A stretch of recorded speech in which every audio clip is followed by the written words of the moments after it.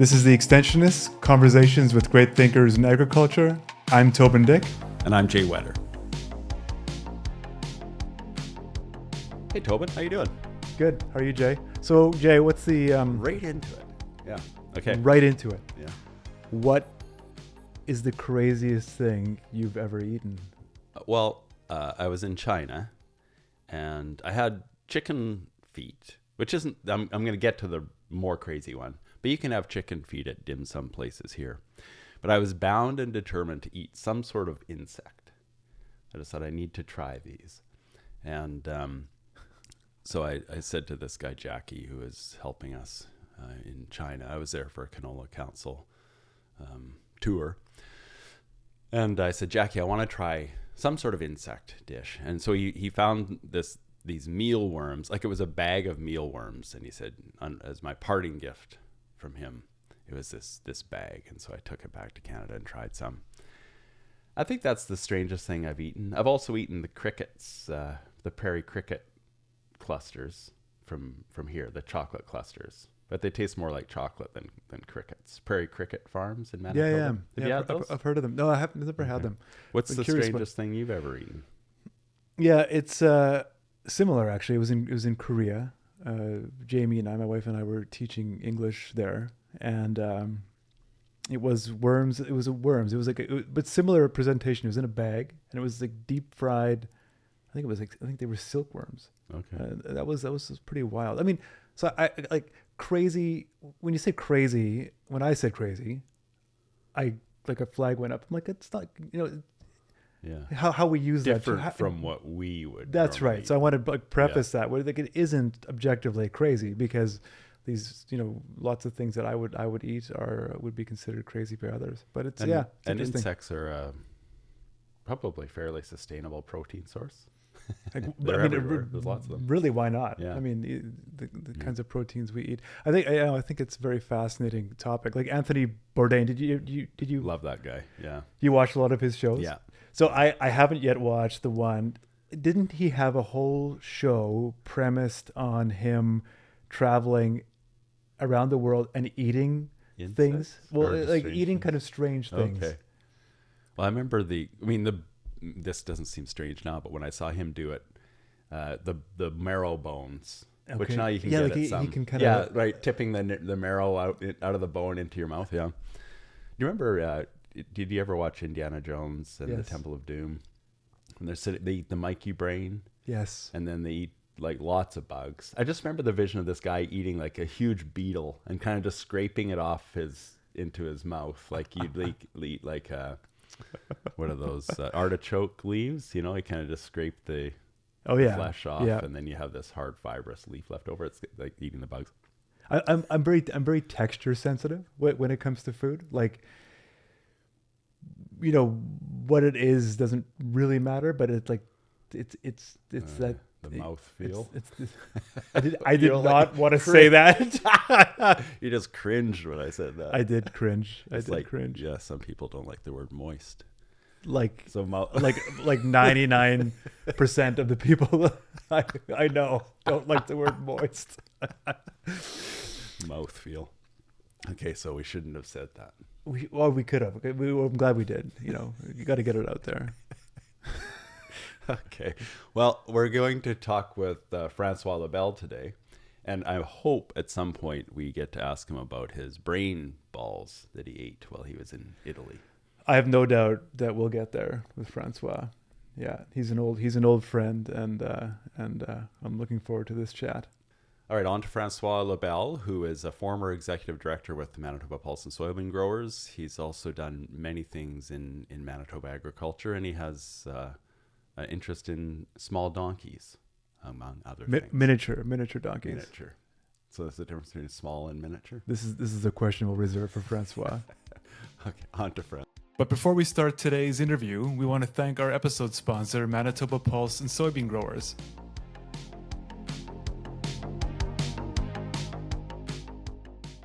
Manitoba Pulse Soybean Growers is proud to support the Pulse Root Rot Network. It is a collaborative approach to root rot research and management for peas and lentils in Western Canada. The website provides agronomy recommendations, information on breeding efforts, and background information on pathology to help increase your knowledge of the root rot diseases that could affect your farm's bottom line. Visit rootrot.ca to find out more.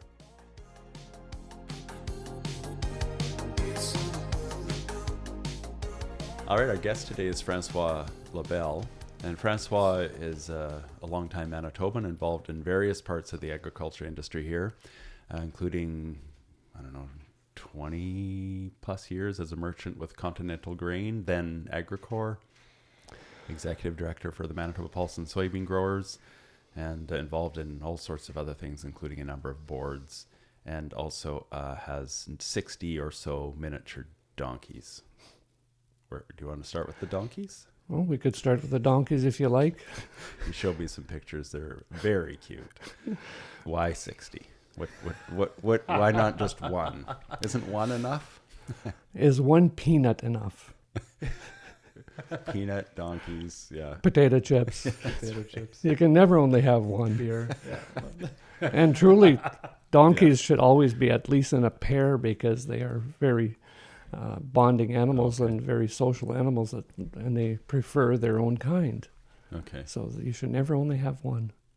1, 2, or 60. Those are your three choices. Those are your three or choices. Not 1, 2, or 60. So full disclosure though, like Francois, it's funny, I mean, watching you do the intro the whole time, I'm like, I should really interrupt you. Yeah. Because What did you want to say? well, like nothing in particular, but just like Francois and I have known each other for a long time. In fact, Francois hired me, and he was like my introduction into kind of the egg sector, like working in the industry. So my first job was communications with Manitoba Pulse and Soybean Growers, and Francois was my boss. Oh, right on. Yeah, him and I have known each other for that's pretty close to 10 years actually now. Yeah, it would. I can't. Yeah, I think 2016 is when I started at MPSG. Yeah, that's. Yeah, that's around the corner, 10 years. So Okay, enough about that, Jazz. Let's get back to the donkeys. well, I just felt like full disclosure. I mean, let's get back to the donkeys. So what I know of Francois' donkeys is I've been to his farm numerous times. I've taken nieces and nephews. I've taken friends, and every time it's a huge hit. They are incredibly cute. They're amazing creatures, but when we should get Francois to talk about this, not just you and I, because it's, he's here with us today. They've been in a movie. They've been in a Hollywood film, A Dog's Purpose, I think it's called. That's correct. Yes. Yeah. What did your donkeys do in the movie? Did they have speaking parts? No, they just had to be a donkey. They were referred to as horse dogs because donkeys are very, very much like dogs when you get down to it, and they're very, they're affectionate and that type of thing. And in the movie, one of the first generations of the dog ran across a baby donkey. Okay. And after the fifth generation, the old dog ended up back on the same farm where we started with the baby, and we had the old donkey, and yes, the old donkey met the baby donkey, or met the dog, and a different generation, different kind of dog, but it. Okay, so the movie included one of your baby donkeys, That's and then correct. one of your mature donkeys. But in the movie plot, it was the same donkey. Yes. Yeah. Yeah. Oh, that's good. Yeah. Okay, so the dog in The Dog's Purpose knew the Yes. donkey. The donkey was Knew the friend. donkey, and the donkey, the old donkey was interesting because it would prance back and forth. When the dog came close, it would prance back and forth. And the ironic thing is that donkey's name was Prancer. Oh, perfect. And we still have her today. Oh, you do? Oh, yes. So we're not going to talk all about donkeys, but can you just tell me why you got into donkeys? What was it about them? Actually, back a few years before, back in '86, when I first bought a farm, we were growing strawberries.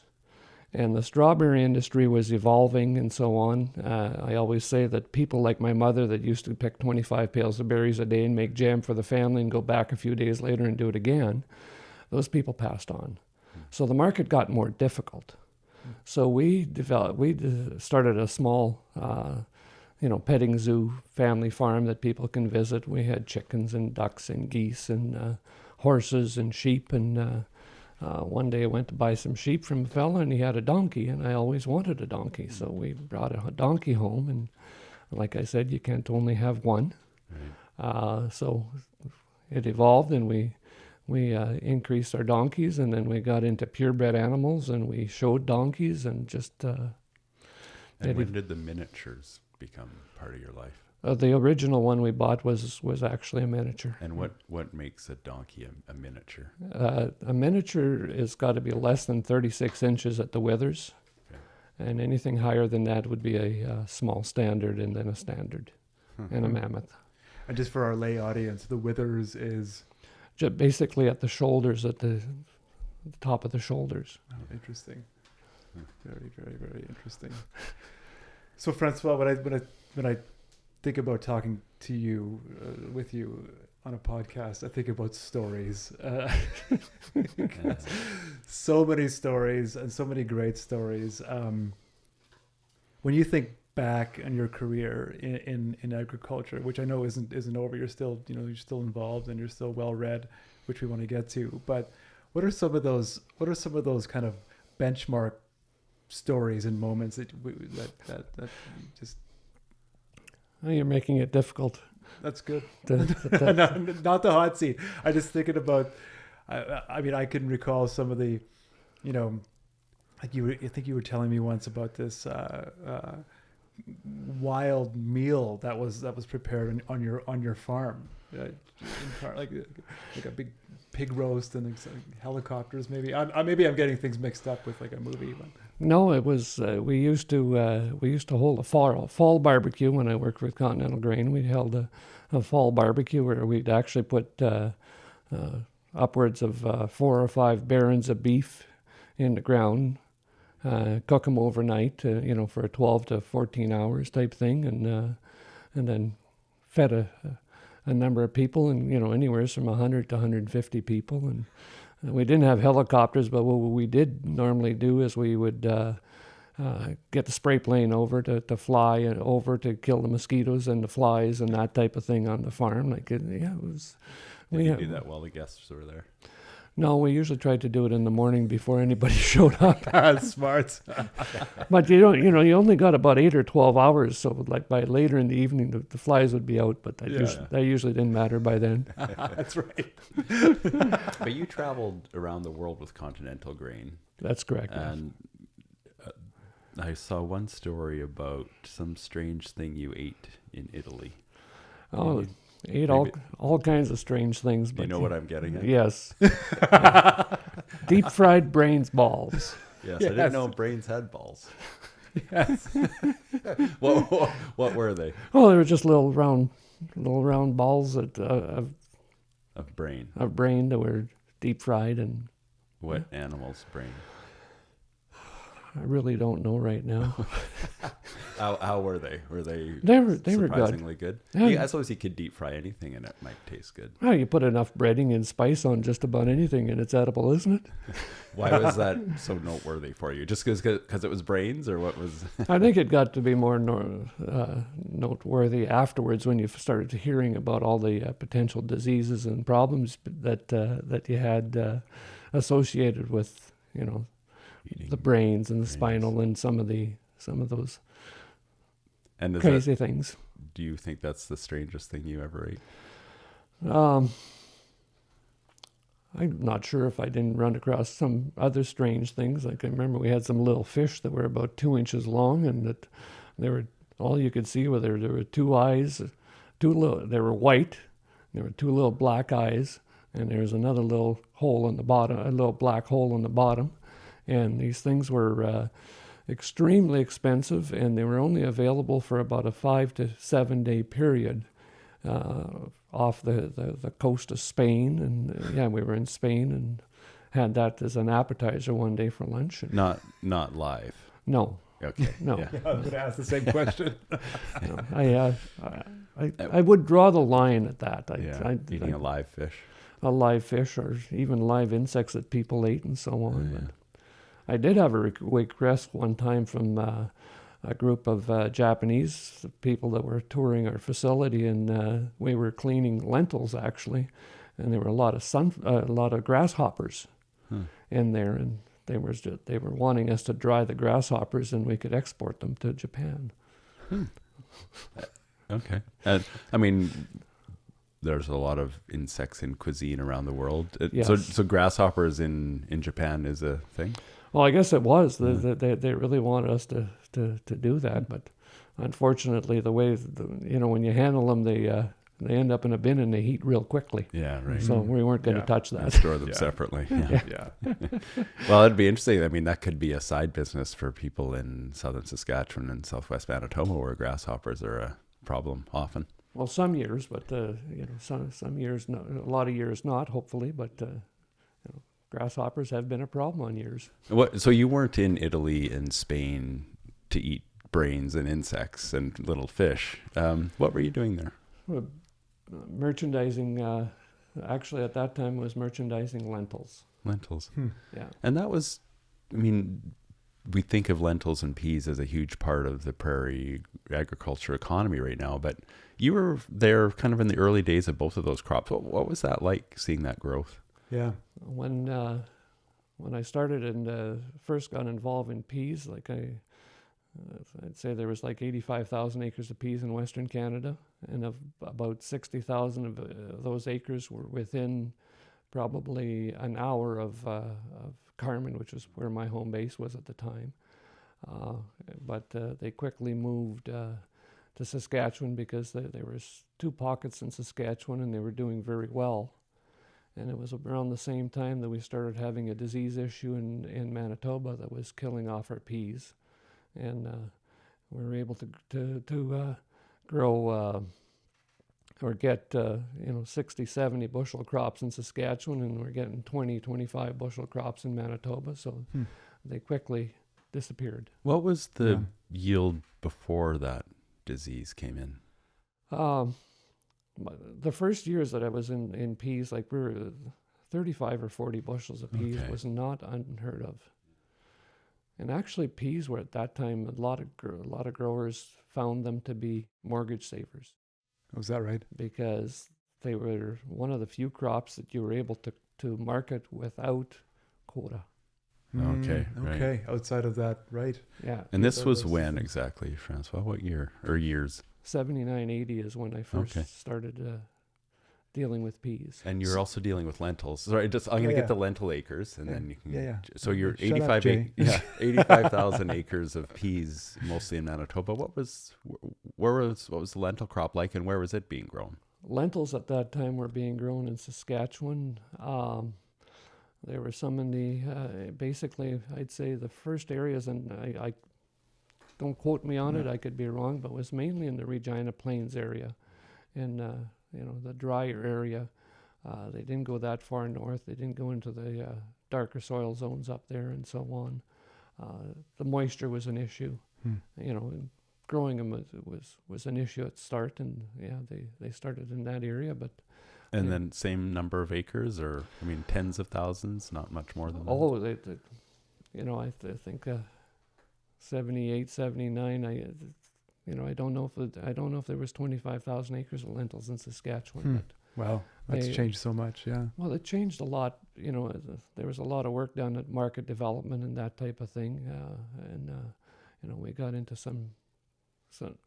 we got into good markets, and at that time, I think a lot of people would say a good market was a market that would pay. Yeah. And we were able to export a lot of those crops to Europe. Yeah. And there's there's big demand for the lentils over there. So and was Continental Grain a leader in this? Can you trace the growth of lentil and peas on the prairies to some of that work that Continental Grain was doing in 1979, 1980? Continental Grain got involved more in the pulse crops in '85 when they bought Seedex Canada Limited, which is not the same company as Seedex and L'Atelier. Okay. But it was they bought the company, and that was their first start in peas in Canada. But at that time, they already did own a pea facility in Lewiston, Idaho. So they had some experience. Yeah. They had a little bit of experience, yes. And what was the hope like? Was there a lot of kind of did a lot of people see potential in the pulse kind of expansion in Western Canada? There was it took a while to catch on, but it was one of those things where quite often a grower would grow a crop of lentils and or a crop of peas and get a good yield. Yeah. And the neighbors would be looking. They would be looking and seeing the benefits of it and the growth potential or the return to the farm. It's interesting, it's interesting thinking about it in that lens of trying to grow farmers wanting to grow a crop outside of that supply managed system too. How that was probably a big incentive, like you mentioned. That helped the growth in a big way because if a grower had a quarter section of peas, which would have been a large acres at the time, because most growers would probably have started with like 40 acres or 50 acres type thing. Right. But you were able to allocate those pea acres or those lentil acres to wheat. Right. So if you had a 4 bushel quota, all of a sudden you might be able to sell, another 200 bushels if you had 50 acres. And it was also at a time where, we had overall poor movement of wheat in a lot of those years. Was India was it an existing market for us at that point? India really became an existing market in about 84, 85. That's just when we first started really getting. There was a huge need in India at that time. They were deficit in pulses. They had crop problems, and that's where we started exporting peas to India.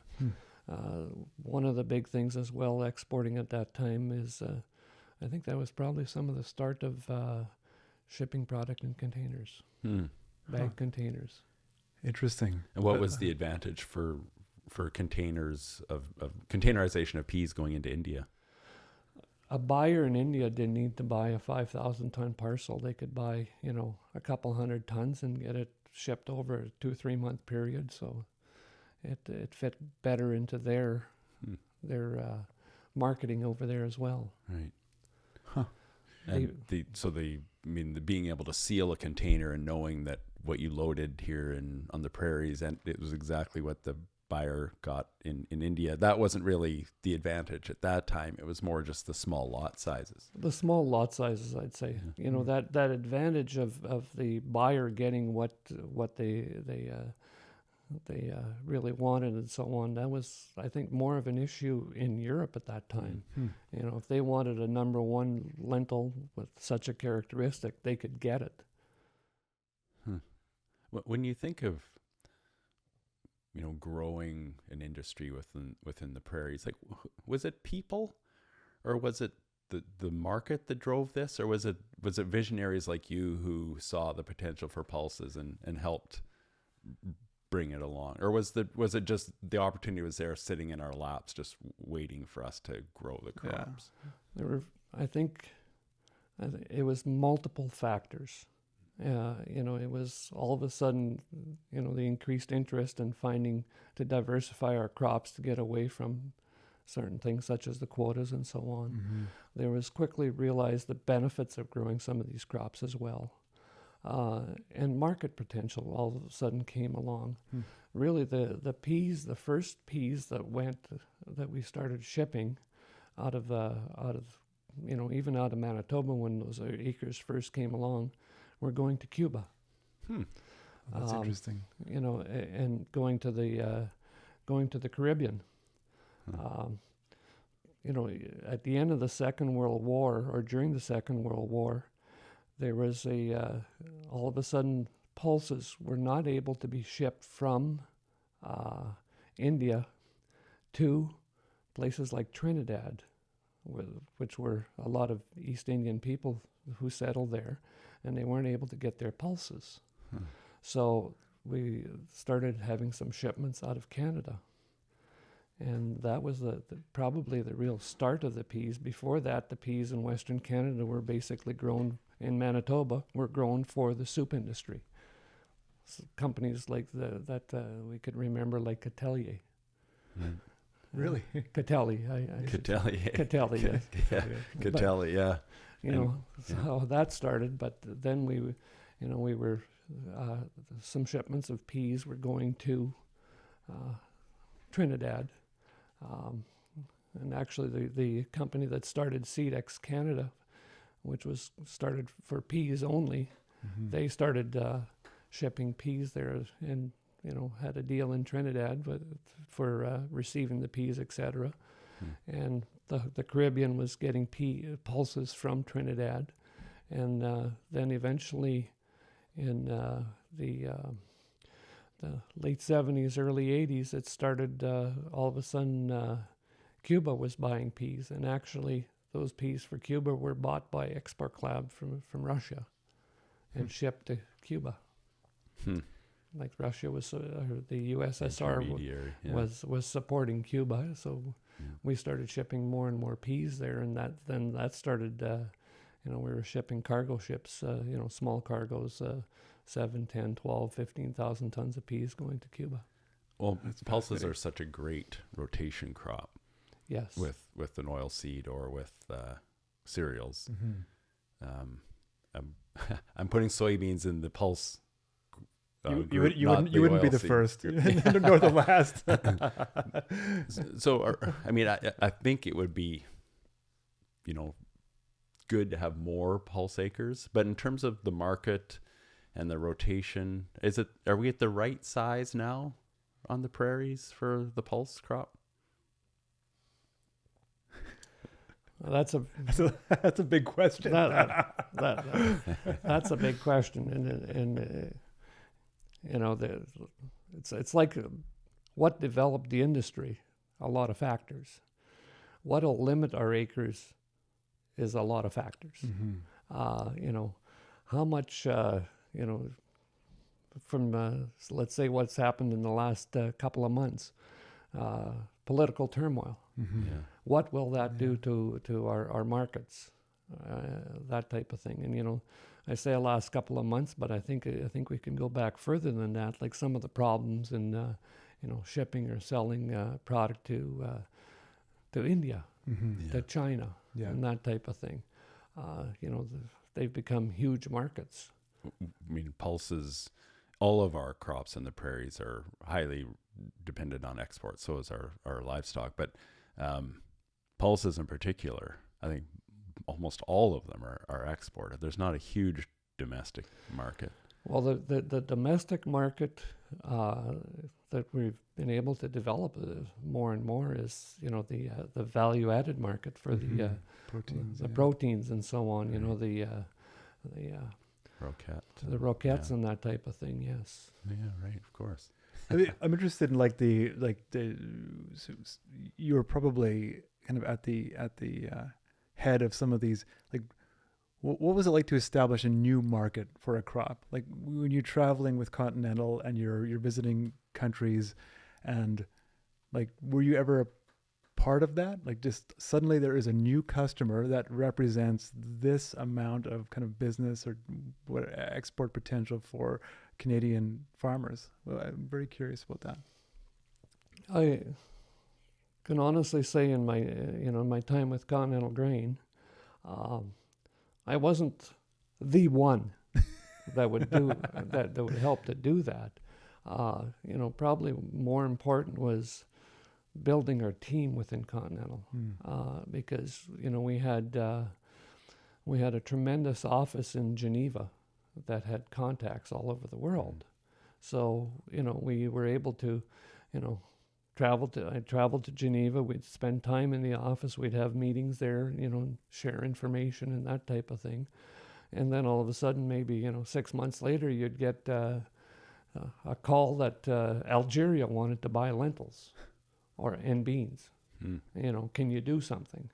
And well, if somebody calls you and asks you if you can do something, you know what the answer is. We'll figure it out. Yes. Yeah, exactly. Yes, and figure it out for Yeah. sure. And was it a hard sell? I mean, Canada was not in that market, and they're thinking, why would we buy lentils or peas from Canada? Isn't that that frozen place way up in the north? Yeah. What do they know Yeah. about Well, lentils? it's. I think like a lot of that was, people would talk. So Algeria would be looking for lentils, and Algeria was probably buying lentils before that in smaller quantities from Europe. I remember a buyer that we sold lentils to in Marseille, that his big business was shipping containers to Algeria. Well, when we sold 12,000 tons of bagged lentils to Algeria, that was Algeria needed lentils. They had social unrest, they had a drought. There's nothing that'll topple a government more than hunger. Yeah. So all of a sudden they have to buy. So if they know that the lentils that they're buying from Marseille came from Canada, somebody will make a phone call to somebody. Right. Right. Or somebody today would look at the internet and find out where the stuff's coming from. Pulses are unique in a way in that oil seeds are processed into oil. Yeah. Wheat is ground into flour. That people buy pulses exactly how they looked as they came off the field. What is that pulse market like in Algeria? What describe for me what that interaction with the consumer looks like? Yeah, for sure. I'm gonna switch over to experiences I had in Greece and Italy. Sure. I remember in Greece walking through a marketplace, just a regular, very large marketplace, and saw the same thing in India as well, where the bag of lentils is there, and it's open, and people can dip their hands in it, and so on. And there was an old broker that we dealt with in Greece that said to me, he says, people buy with their eyes, and they eat with their eyes. It's what they eat is what they see and they like. So that they like this, they like this quality. They don't like that quality. And had the same thing happen in Italy. We were in a very large warehouse where there was thousands of bags of lentils and peas and beans and that type of thing. And they literally people would show up, two ladies would show up in a taxi, and they wanted to buy 2 bags of lentils and 2 bags of peas.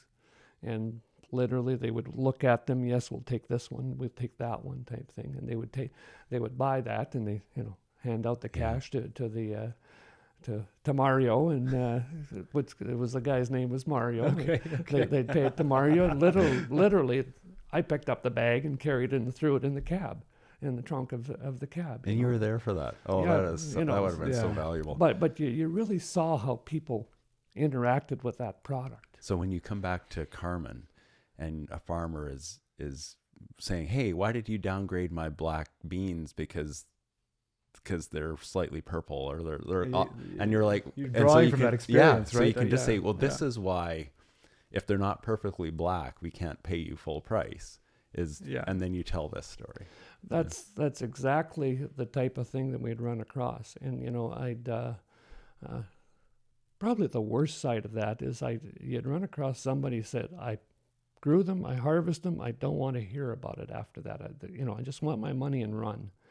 And that was one of the things that I'd say the pulse growers, the Three Prairie pulse growers, and as well as the Ontario bean dealers and that type of thing, really had to educate the grower to understand that product was food. And you didn't want to go buy a rotten piece of beef, did you? Yeah. You know, Right. did you want to buy? Yeah, that's a good analogy. Yeah. Did you want to buy ugly looking beans or Yeah. ugly looking lentils or ugly looking peas? No.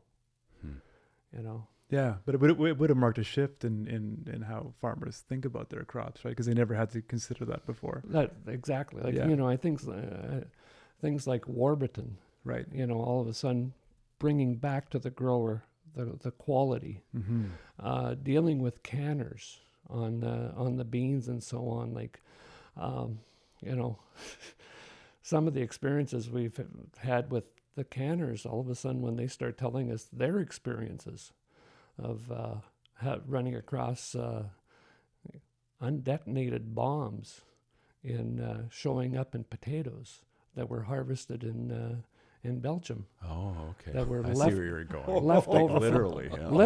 Literally. And like, you know, having to shut down a factory and evacuate it and bring in a bomb squad. Wow. You know, something that boggles the mind, doesn't it? Yeah, for sure. But, you know, they run across that.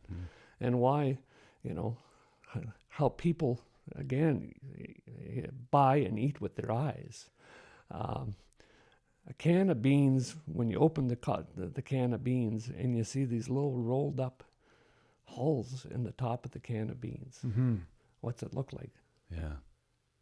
Right. They don't like that. Yeah. Yeah. Well, some people would associate that with a maggot. Oh, okay. Right. Right. Yeah. And then spoilage or whatever. Yeah, that's right. You know, Interesting. but it's the hull that once you get the hull wet, it rolls up. Yeah. You know, so you know they do whatever they can to get away from that product, from that type of issue. So That's very fascinating. Before you guys decide. Are we leaving? I want to come back to one thing about peas and lentils. Do it because I'm not actually leaving the topic. Okay. But kind of. Well, I just want to come back to the disease in Manitoba that hurt the pea crop yield. There's some thought that might have been a Phantomyces, so that it's not maybe as new an issue as we think. It was never really, as far as I know, it was never really named and so on. But we had distinct issues with, you know, pea crops that were very healthy, and all of a sudden they were dead. You know, or part of the field would be dead, and you know, that's when we started seeing crops of peas come off at 12 and 15 bushels an acre. And, you know, you're competing with Saskatchewan and even, I remember northern Alberta, and I contracted peas in the Morinville country, and Joe up there got 75 bushels an acre.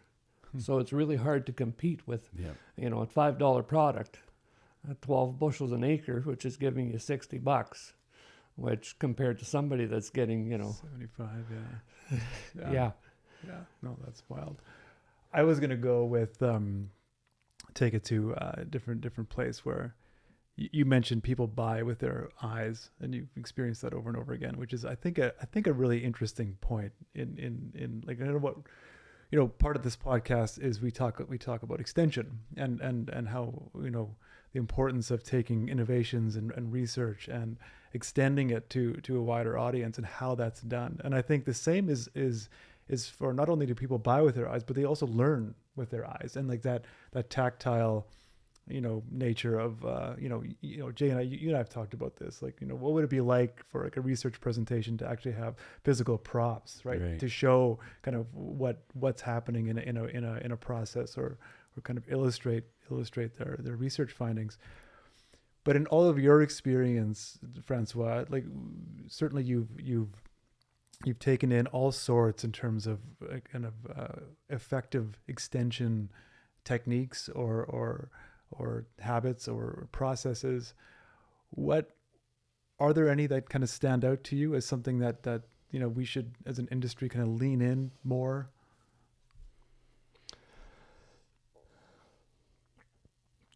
Extension is so wide and varied. You know, I think when you talk about props and so on, well, we do that. when we get people in the crops in the field, and we can show them the issues and the problems, and some of the crop schools and that type of thing, they go to great lengths to show some of the problems and help people be able to identify them and so on. But thinking about extension, it's not easy to. It's not a one case or one tool that will work for all, and it evolves with the time and that type of thing. I was reading an article this morning, as you were saying, that I do have a bad habit of spending too much time reading sometimes. I didn't say it was a bad habit, but yeah. Well, I did. But reading, looking at like 2025 coming with, the decrease values of the crop and, the tighter budgets and so on. Well, it may be easier to talk about people and how to save money, but it's not that easy, because it's going to be hard to get people to maybe drop some of the things that they're doing.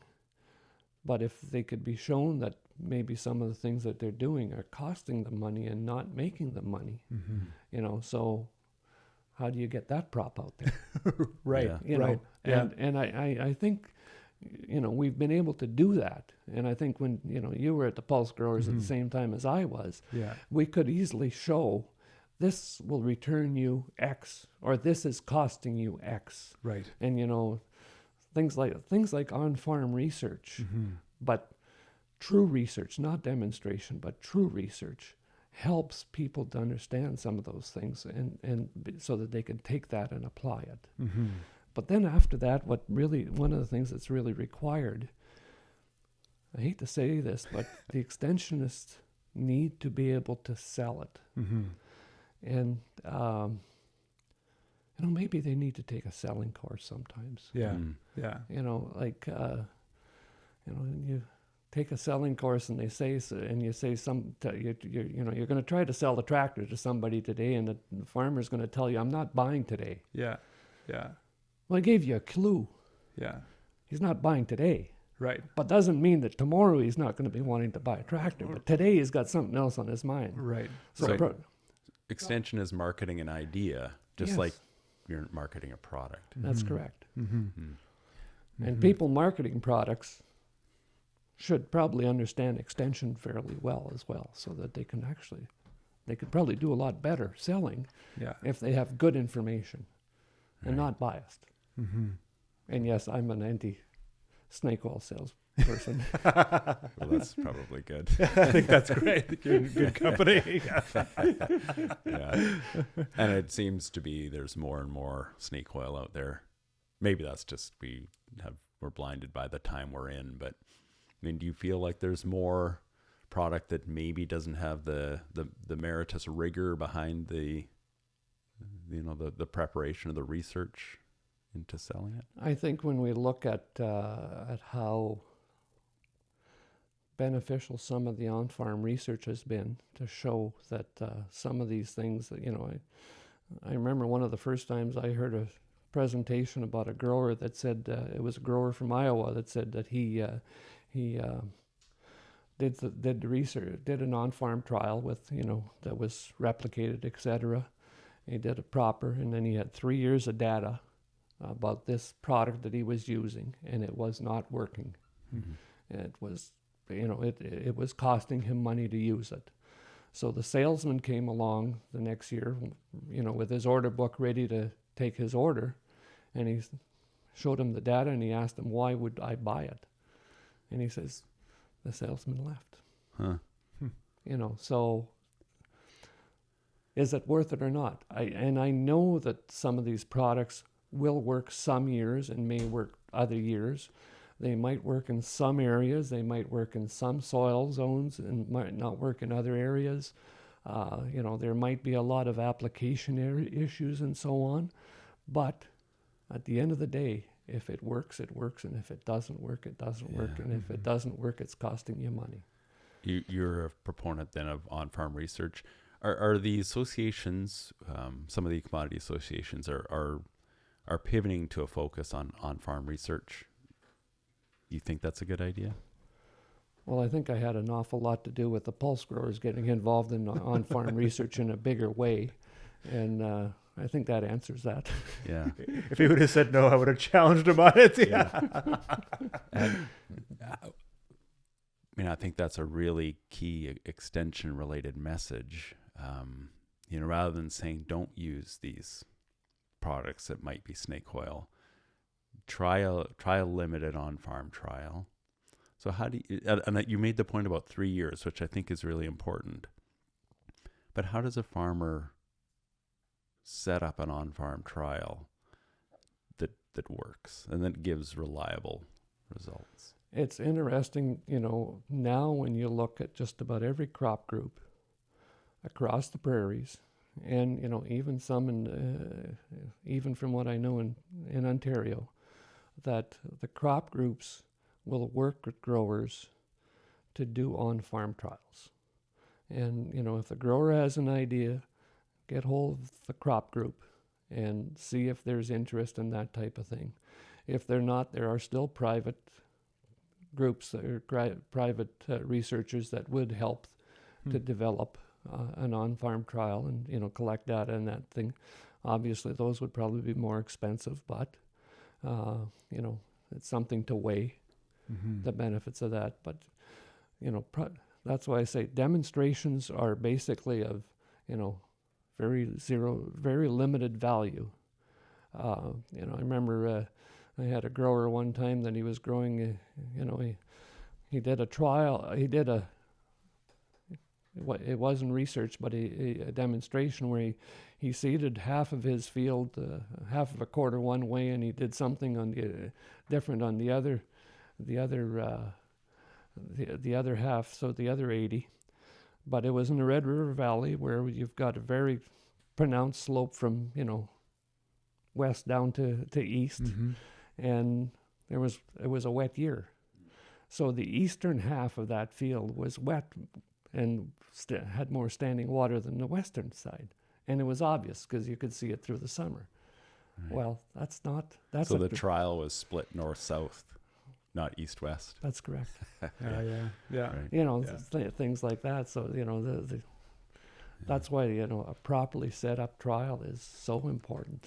And I've chatted with farmers who've gone through that on-farm, like some of these on-farm network kind of. On-farm network is branded. That's the MPSG's.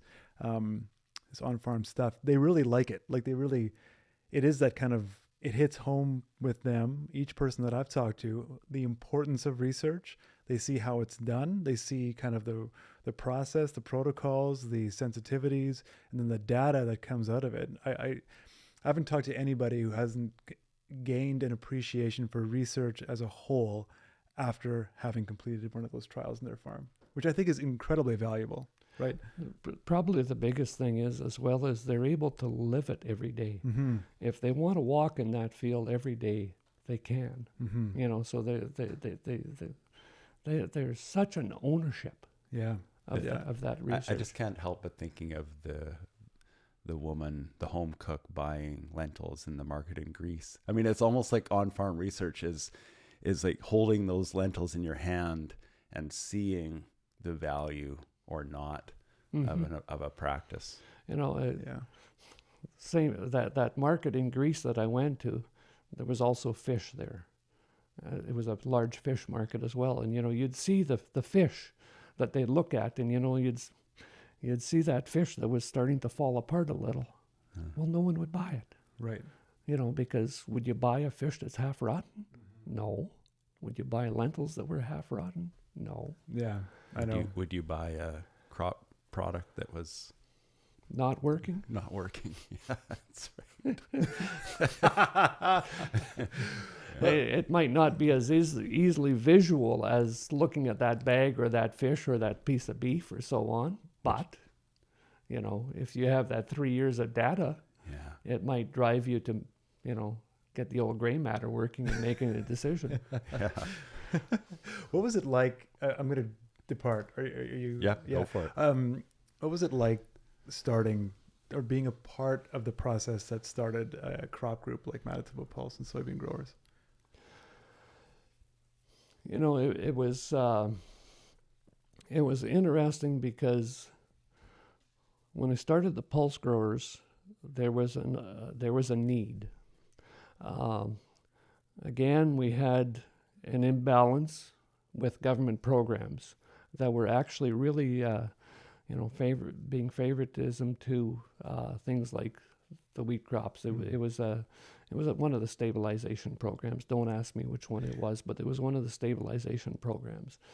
And then Ontario was able to get that program to cover their edible beans. But we had a budding industry in Manitoba for edible beans. And at that time, it was Reg Stowe that was really pushing this because he was well connected in Ontario, and he was developing the growers in Manitoba and so on. And there were others, a few others that were starting to grow beans, and so it started developing that way. So they really wanted to be part of the stabilization, and then it grew from there because Alberta was also growing some beans already. They had been growing beans under irrigation for years, and they wanted to be part of the program. So it started a need for that. So that built from there. And not long after, you started seeing other things come along the line.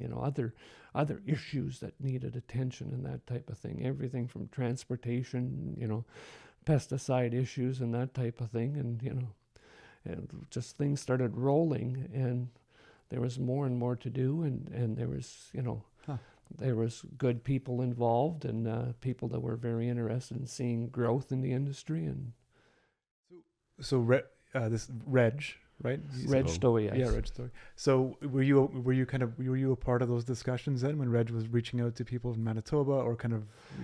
It right from the beginning, there was a small group that got together, and they wanted to form this association. So I got a call from the provincial government that said they were looking for industry representatives, and that's how I ended up involved in it. And I don't know. It was interesting. It was interesting. It was an interesting growth issue, and you could sense the need for another voice. It's super interesting. So, Jay, you have a question again? I was just gonna. I mean, with a new crop or relatively new crop, is that association essential? Like, you look at associations that have been around for 50 years, and maybe they're still essential, but is it that critical formation of an association at the growth stage? Is that an essential step in your mind? I mean, I guess one way to frame that question also is kind of what did you see? How did that benefit pulses in Manitoba after that association was formed too? But yes, well, you start seeing gains fairly quickly on some of this. Like, so, probably one of the first things that happened is the government was willing to listen to the growers, but they didn't want to listen to just one group. So since that there was a difference between Ontario and Western Canada, we ended up forming an association called the Western Pulse Growers Association, which was Manitoba and Alberta. Saskatchewan came in afterwards. Oh, that's interesting. But so they were able to get the government to open up and listen, and then they got stabilization part of the program covered for the beans and that type of thing, and so it just grew from there. But you look at any of the You look at when the lentil or the pea and lentil industry started growing in Saskatchewan, it was the same thing. As you got that grower group got together, and they had support from the research community and that type of thing, and they got support from the government to help the growth. And very quickly, you'd get all of a sudden you get a buyer coming to Western Canada or coming to Manitoba or so on that wanted to talk about the crop. So quickly you could get a grower or two together to talk to them about the crop. And because of the association, it quite often was it was almost like a magnet that would draw things to it. You know, it might be a problem that a group of growers had, and it would come to the association, and it's something that was addressed and that type of thing. Yeah. Just as I don't want to miss asking you this, but we're getting near the end. But like, if a farmer, what is the value of a farmer for getting involved in boards? I mean, there's always a struggle to find enough interest among farmers, but like, what would you say to farmers who are wondering whether to get involved and what the benefit might be? Yeah, we understand that. We were just chatting beforehand. Like you've been on a lot of boards and you've sat in kind of various rooms and really kind of wanted to draw from that experience. I think the opportunity to broaden one's horizon, and to broaden it nationally and internationally, is a big issue, and it depends where the interest of the individual is. It could be, if they're interested in the international market, they can go and see, and I've talked to, directors over the years, and directors that got the opportunity to go, to Thailand to talk about soybeans could really bring home what the buyers really want, or understand what those markets want, and that type of thing. So it's an opportunity to continue to learn. That's the biggest thing. It's an opportunity to continue to learn. And the saddest part that I've run across over the many years is when you've got somebody that's, seems to be landlocked. Yeah. On their farm or their area or their province or their state or wherever you want to say that the world is so huge, and there's so much to learn and so much to experience beyond that, their home place, that I think that's the opportunity to learn from a board and from other people and so on is, an old saying is, you got to learn something every day, otherwise you're moving backwards. yeah, and spoken by someone who, like yourself, who I don't think will ever stop learning, Francois. Yeah, that's quite incredible. When you look back on your experience and you draw from all of that, and you look at the ag industry today, and just kind of, shed the fact that this is being recorded, and all that, what do you want to say? What are your thoughts on its current state? What do you want to say to it? The biggest thing that we've got in the industry is that it changes. It forever changes. I've seen highs and I've seen lows. We may be heading downward, but we will go back upwards. So I don't think people should despair. The old adage is that people have to eat is going to be true forever. And there will always be a marketplace for people to market their crops and so on. Sometimes it will be more difficult than others, but there's still, I think agriculture is still one of the most important and best places to be. And especially that, you can spend time outdoors or indoors, and you can see the world and understand the world. I think agriculture is an exciting place to be, and it will continue to be. Are you still involved in the industry in any, are you on advisory boards for anyone, or? No, I talk to a lot of people and still read a lot, but no, I've not been involved in boards. Yeah. Sort of backed away.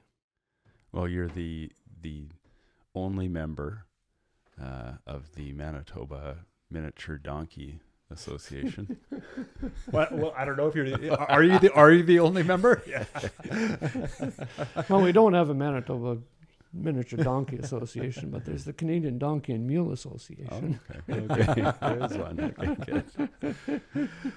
Well, Francois, it's been an absolute delight chatting with you. I'm going to share one last anecdote. When I had the opportunity to work with Manitoba Pulse and Soybean Growers, I was chatting to some farmers locally here about it. And a guy named a grower named Peter Lowen, I chatted with him. He's a potato grower. He said, if you ever have the chance to work with Francois Labelle, you should not turn it down. So I took Peter's advice and I worked with Francois and absolutely no regrets. So when we asked you to be on the podcast, what did you think? Unfortunately, I know Toban very well, so I love it. I thought it would be interesting. Yeah, And Well, it is. It's. Yeah. I hope you found it interesting as well. definitely very interesting. yeah, no, I said it twice already, but I really like that. Connecting with our consumers in agriculture, keeping them top of mind. And your story about the market in Greece and the market in Italy, where the people are holding our product in their hands and making a decision on, should I buy this and how much do I want to pay? And I think bringing it back to the consumer is so important. Mm-hmm. Mm-hmm. Yeah. Somebody's got to pay for this product. Mm-hmm. So yes, that's important. That's why it's important to understand what General Mills wants in a note, or what Richardson want in their canola, or because they're taking it to an end consumer. So it's understanding what they need. Thank you so much, Francois. Yeah, thanks, Francois. You're welcome.